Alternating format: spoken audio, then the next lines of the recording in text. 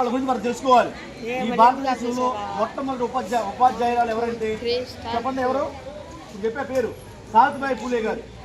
సావిత్రిబాయి పూలే గారిని ఆదర్శంగా తీసుకుని ఒక మహిళ ఉండి అనేక బాధ్యతలు మోస్తూ ఈ రోజున ఏలూరు నగరం నుంచి విజయవాడ నగరానికి అక్కడ నా సోదరిమణులు ఉన్నారు, నా రక్త సంబంధికులు ఉన్నారు, నాలాగా ఆడపిల్లలు మహిళలు ఉన్నారు.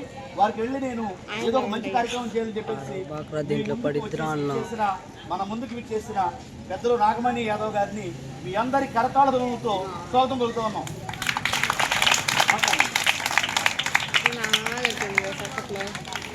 ఎవరైనా సపరేట్ కట్ చేసేసి నువ్వు తీసేటప్పుడు అందరూ కవర్ అవ్వాలి. తీయాలి, ఆ బ్యానర్లు కూడా కనిపించాలి, బాగా తీయాలి.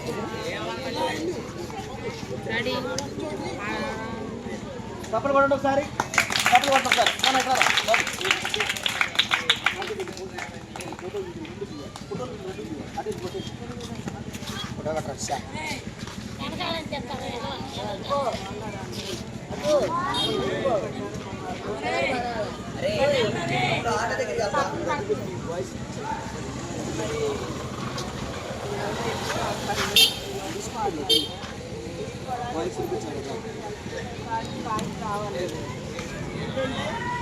మీరు స్వయంగా ఇప్పుడు కష్టాన్ని చూశారు, మన చాలా బాధలు పడి ఉంటారు. మీరు ఆ వాటర్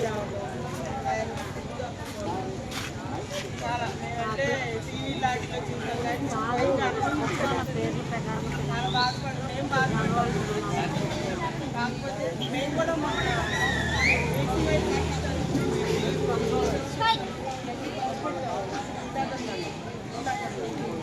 కాకపోతే ఏంటంటే ఎవరైనా ఏదన్నా పంచినప్పుడు పక్కన వాళ్ళకి కూడా అందేలాగా చూసుకోండి అని ఉంటే నేను చెప్తాను. ఏంటంటే అన్నీ అందినట్టు కొంతమంది తీసుకున్నారు, కొంతమంది కాబట్టి అది మాత్రం వాళ్ళకి కూడా హెల్ప్ చేయండి.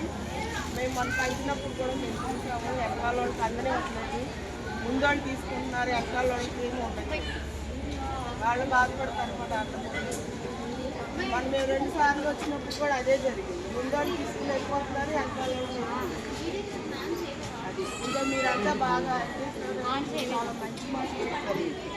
అది మైండ్లో పెట్టుకోండి. 21 రోజులు అంతా అలా చేయండి. వేసినప్పుడు, తినేటప్పుడు, నిద్రపోయేటప్పుడు అంటే వాస్తవమే. అది మనలో ఏదన్నా ఒకటి సాధించాలంటే మైండ్లో గోల్ పెట్టుకోవాలి. అంటే నేను ఇలా అవ్వాలి అవ్వాలి అంటే తప్పకుండా అవుతాను. మీరు ఈ పాప ధైర్యంగా ఒక్కటే చెప్పింది, నేను సీఎంలో ఉంటాను అదంటే అది పెద్ద సీఎం అంటే సామాన్యం కాదు. కానీ అంటే గోల్ అనేది ఉండాలి, నమ్మకం అనేది ఉండాలి.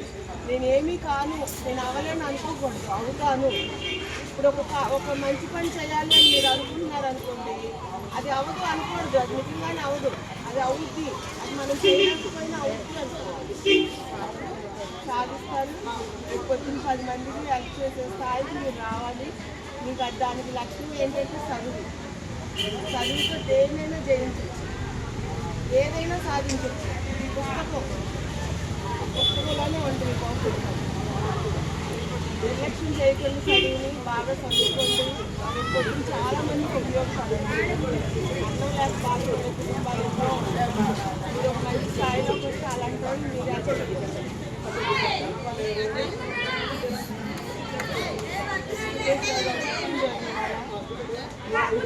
వచ్చినప్పుడు అందరూ ఒకేసారి చాలా మంచి కార్యక్రమాలు చాలా చేస్తాను. ఏదన్నా చెయ్యాలన్నా ముందు ఉంటారు. ముందుండి అందరికీ కూడా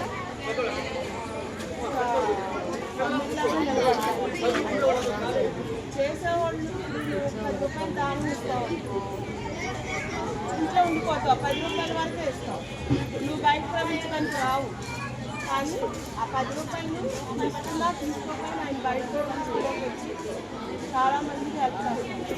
ఈ కార్యక్రమాలు చాలా కార్యక్రమాలు కాబట్టి అలాంటి వాళ్ళు ఎప్పుడు కూడా మనం గుర్తుపెట్టుకోవాలి. మేము కూడా ఈ స్థాయికి రావాలని కూడా మీరు కూడా అనుకోవాలి అనేసి నేను కోరుకుంటున్నాను. వెంకటేశ్వర గారు ఒకసారి ఇలా 2 1 2 3